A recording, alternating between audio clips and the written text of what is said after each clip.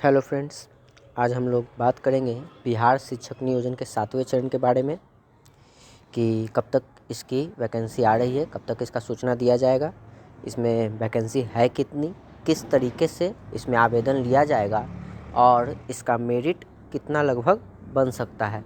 तो सभी चीज़ों को आज इसमें हम लोग जानेंगे। तो देखते हैं। तो जैसा कि पहले खबर आई थी कि 27 को चूँकि कैबिनेट मीटिंग थी और 15 फरवरी तक नियमावली आने की पूरी संभावना बताई जा रही थी, लेकिन अगर हकीकत को देखा जाए तो लगभग आपको फरवरी में यह नियमावली देखने को नहीं मिलेगी। इसमें थोड़ा अभी टाइम लगेगा। जहाँ तक कि हमने शिक्षा मंत्री जी का ट्वीट भी देखा था, जिसमें उन्होंने कहा है कि जल्द 7वां चरण की नियुक्ति होने जा रही है। वर्ष 2023 नियुक्ति का वर्ष होने वाला है। कोई अभ्यर्थी घबराए नहीं, महीना भर के अंदर में नियोजन नियमावली आपके बीच आ जाएगा। लेकिन इसकी संभावनाएं बहुत ही मुझे कम लग रही है, क्योंकि कहा जा रहा है कि सारी मेधा सूची योग्यता और शिक्षक पात्रता परीक्षा के आधार पर बनेगी और जिला प्रशासन के नेतृत्व में बहाली होगी। तो सबसे पहले हमें ये समझना होगा कि किस तरह से जो मेधा सूची बनेगा योग्यता और शिक्षक पात्रता पर, इसके बारे में भी हम लोग अभी बात करेंगे। और जैसा कि इन्होंने कहा है कि पहले 9000 इकाई थी, जो कि अब 38 इकाई में नियुक्ति पत्र का बंटवारा होगा, यानी इसे अब सेंट्रलाइज्ड कर दिया गया है।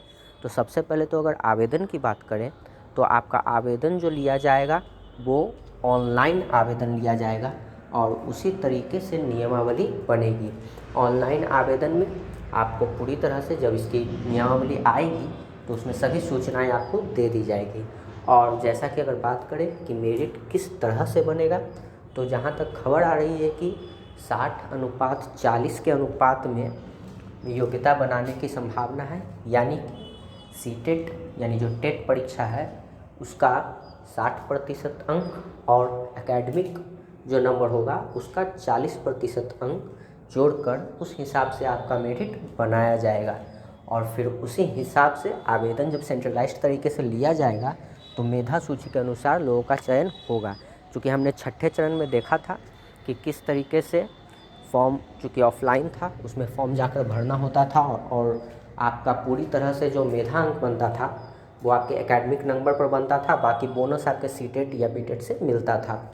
लेकिन इस बार वैसा नहीं है। 6ठे चरण में जितना भी जिस तरह से चरण स्टेप बाय स्टेप सब लिया गया, मैंने सबकी वीडियो बनाई थी, आपने सब देखा भी होगा। और अगर आप देखना चाहते हैं तो आपको डिस्क्रिप्शन में उसका लिंक मिल जाएगा। आप सभी स्टेप बाय स्टेप टोटल आप 6ठे चरण की जानकारी को देख सकते हैं। और अगर चैनल पर नए हैं तो सब्सक्राइब जरूर कर लें, क्योंकि आने वाले समय में जितनी भी महत्वपूर्ण सूचनाएं हैं, ऑथेंटिक जानकारी आपको इस चैनल के माध्यम से मिलेगी और सही तरह से निर्देश भी दे दिया जाएगा।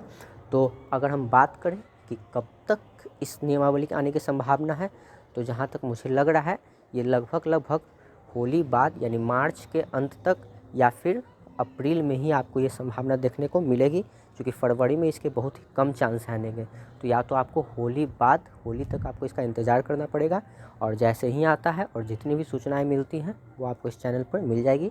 तब तक के लिए धन्यवाद।